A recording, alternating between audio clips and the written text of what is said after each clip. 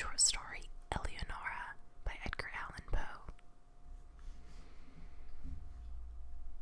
I am come of a race noted for vigor of fancy and ardor of passion.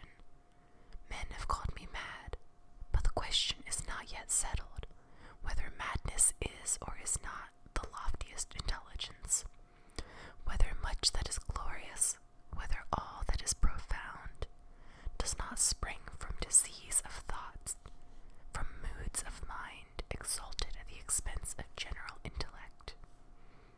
They who dream by day are cognizant of many things which escape those who dream only by night. In their grey visions they obtain glimpses of eternity and thrill in awakening, to find that they have been upon the verge of the great secret.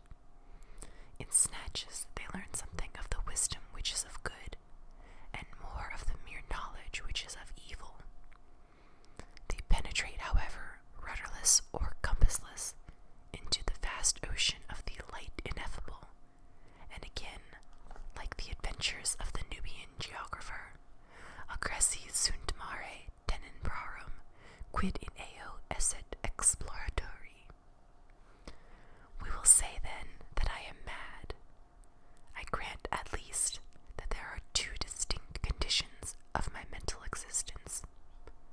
The condition of a lucid reason not to be disputed, and belonging to the memory of events forming the first epoch of my life, and a condition of shadow and doubt appertaining to the present, and to the recollection of what constitutes the second great era of my being.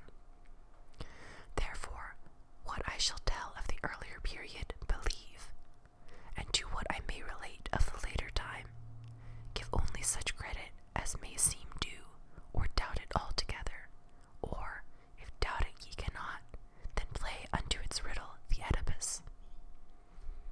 She whom I loved in youth, and of whom I now pen calmly and distinctly these remembrances, was the sole daughter of the only sister of my mother long departed. Eleonora was the name of my cousin. We had always dwelt together beneath the tropical sun, in the valley of the many-colored grass. No unguided footstep ever came upon that vale, for it lay away up among a range of giant hills that hung beetling around it, shutting out the sunlight from its sweetest recesses. No path was trodden in its vicinity, and to reach our happy home there was need of putting back with force the foliage of many thousands of forest trees, and of crushing to death the glories of many millions of fragrant flowers. Thus it was that we lived all alone, knowing nothing of the world without the valley, I and my cousin and her mother. From the dim regions beyond the mountains, at the upper end of our encircled domain, there crept out a narrow and deep river, brighter than all save the eyes of Eleonora, and, winding stealthily about in mazy courses, it passed away at length through a shadowy gorge, among hills still dimmer than those whence it had issued. We called it the River of Silence, for there seemed to be a hushing influence in its flow. No murmur arose from its bed, and so gently it wandered along, that the pearly pebbles upon which we loved to gaze, far down within its bosom, stirred not at all, but lay in a motionless content, each in its own old station, shining on gloriously forever. The margin of the river, and of the many dazzling rivulets that glided through devious ways into its channel, as well as the spaces that extended from the margins away down into the depths of the streams, until they reached the bed of pebbles at the bottom. These spots, not less than the whole surface of the valley, from the river to the mountains that girdled it in, were carpeted all by a soft green grass, thick, short, perfectly even and vanilla perfumed, but so besprinkled throughout with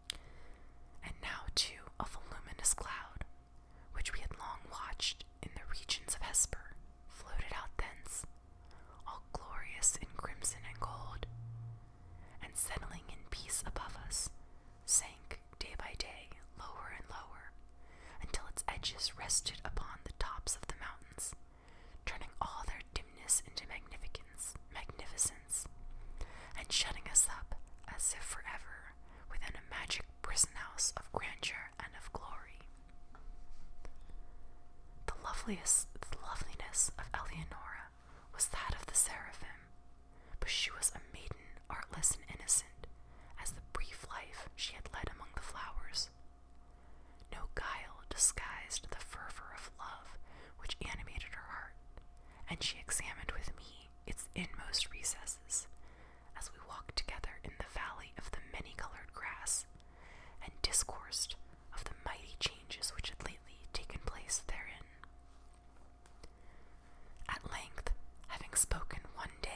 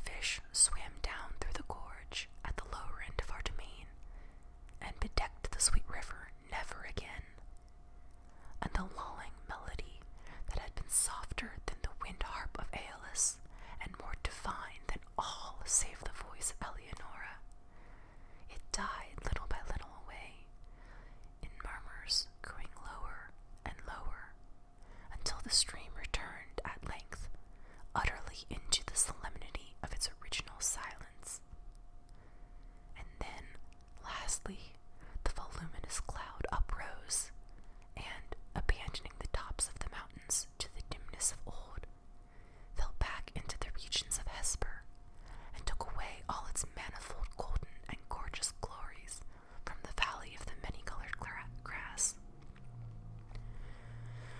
Yet the promises of Eleonora were not forgotten, for I heard the sounds of the swinging of the censers of the angels, and streams of a holy perfume floated ever and ever about the valley. And at lone hours, when my heart beat heavily, the winds that bathed my brow came unto me laden with soft sighs and indistinct murmurs, filled often the night air. And once, oh, but only once, I was awakened from a slumber, like the slumber of death, by the pressing of spiritual lips upon my own. But the void within my heart refused even thus to be filled. I longed for the love which had before filled it to overflowing. At length the valley pained me through its memories of Eleonora, and I left it forever for the vanities and the turbulent triumphs of the world. I found myself within a strange city, where all things might have served to blot from recollection the sweet dreams I had dreamed so long in the valley of the many-colored grass. The pomps and pageantries of a stately court, and the mad clangor of arms, and the radiant loveliness of women bewildered and intoxicated my brain. But as yet my soul had proved true to its vows, and the indications of the presence of Eleonora were still given me in the silent hours of the night. Suddenly these manifestations they ceased, and the world grew dark before mine eyes, and I stood aghast at the burning thoughts which possessed, at the terrible temptations which beset me. For there came from some far, far distant and unknown land, into the gay court of the king I served, a maiden to whose beauty my whole recreant heart yielded at once, at whose footstool I bowed down without a struggle, in the most ardent, in the most abject worship of love. What indeed was my passion for the young girl of the valley, in comparison with the fervor and the delirium and the spirit-lifting ecstasy of adoration with which I poured out my whole soul in tears at the feet of the ethereal Ermengarde. Oh, bright was the ceremony